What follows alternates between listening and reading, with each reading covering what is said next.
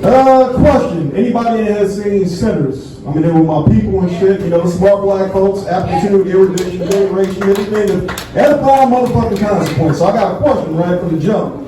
Now, this is for the ladies and the fellas. Now, who in here would eat some pussy that walked about 10 miles in the Mississippi Delta heat?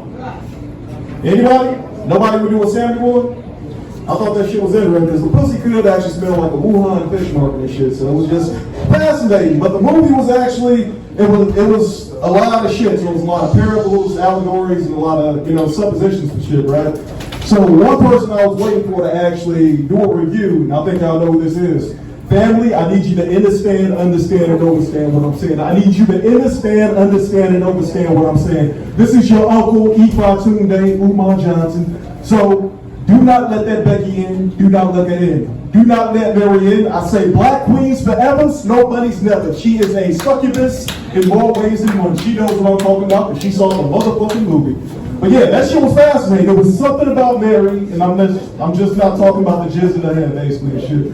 You get the reference if you say something about Mary, but that shit's fascinating. It's like the vampires kind of reminded me of like the motherfucking, you know, like the Democrats basically, and then kind of like the Klan basically reminded me of the fucking Republicans. And I'll just give y'all two voices that y'all actually know. So one of them's actually from the South Side of Chicago. Used to actually go out with Michelle, get a little bit of Harold's chicken and shit. So you got that guy, and the debate, he would basically break down like Republicans, basically like a racist, elitist, publicly unionizing, black lynchings, and codified American nations.